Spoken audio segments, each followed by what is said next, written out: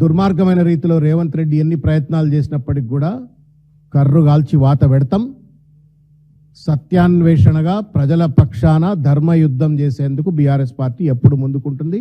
బేషరతుగా హరీష్ రావు గారిని, ఎర్రబెల్లి దయాకర్ రావు గారిని, సబితా ఇంద్రారెడ్డి గారిని, ఇంకా వారితో ఉన్నటువంటి బీఆర్ఎస్ పార్టీ నాయకులందరినీ కూడా వెంటనే విడుదల చేయాలని చెప్పని డిమాండ్ చేస్తూ ఉన్నాము.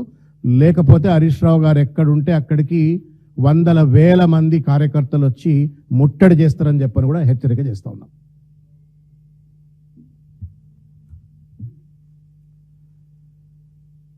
ఇకపోతే ఒక ముఖ్యమైన అంశం మీద ఈరోజు పెద్దలు డాక్టర్ ఆర్ఎస్ ప్రవీణ్ కుమార్ గారు, తర్వాత మా సోదరుడు అభిలాష్ రావు గారు, శ్రీనివాస్ యాదవ్ గారు, నరసింహగౌడ్ గారు అందరూ కలిసి ఈరోజు ఒక ముఖ్యమైన అంశాన్ని ప్రజల దృష్టికి తీసుకొచ్చే ప్రయత్నం చేస్తూ ఉన్నాం. తెలంగాణ ప్రజలకు ఒక ముఖ్యమైన హెచ్చరిక. తెలంగాణ ప్రజలకు ఒక ముఖ్యమైన హెచ్చరిక.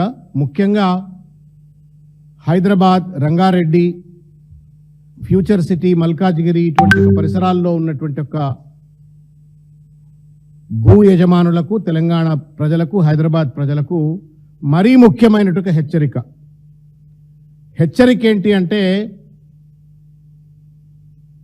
దొంగలు, దోపిడీదారులను గతంలో చూసినాం. ఇప్పుడు భూ దొంగలు తయారైనరు ప్రభుత్వం ముసుగులో. రియల్ ఎస్టేట్ మాఫియాగాళ్ళు, రియల్ ఎస్టేట్ దోపిడీదారులు, రియల్ ఎస్టేట్ దొంగలు ఇవాళ ఖాళీ భూమి కనబడితే కన్నేసి గద్దల్ లెక్క తన్నుకపోయేందుకోసం అని చెప్పని ఇవాళ దొంగల లెక్క తిరుగాడుతున్నారు. హైదరాబాద్, రంగారెడ్డి, మల్కాజ్గిరి, ఫ్యూచర్ సిటీ ప్రజలారా తస్మాత్ జాగ్రత్త, మీకు ఈ హెచ్చరిక జారీ చేస్తా ఉన్నాము. మీ భూములను మీరు కాపాడుకోండి.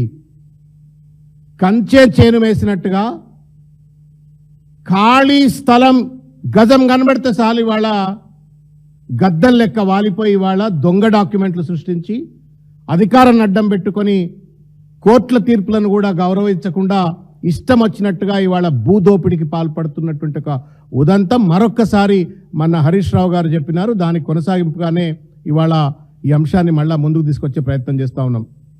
ప్రజలు దయచేసి ఈ దోపిడీదారులను ఎక్కడికక్కడ ఎండగట్టే విధంగా, మీ భూములను మీరు కాపాడుకునే విధంగా దయచేసి చర్యలు చేపట్టాలని చెప్పని కోరుతా ఉన్నాం. నాదర్గులకు సంబంధించినటువంటి ఒక 613 భూమి, ఇది స్ట్రైట్ కేస్. దీంట్లో చంద్రబాబు నాయుడు గారు ముఖ్యమంత్రిగా ఉన్నప్పుడు, తదనంతరం రాజశేఖర రెడ్డి గారు ఇవంతా ఉన్నప్పుడు జరిగినటువంటి ఒక పర్యవసానం మీడియాకు తెలుసు, ప్రజలకు తెలుసు, అందరికీ తెలుసు. కట్టే కొట్టే తెచ్చే అన్నట్టుగా గనక ఈ మొత్తం సమస్యను గనక మనం అర్థం చేసుకోవాలంటే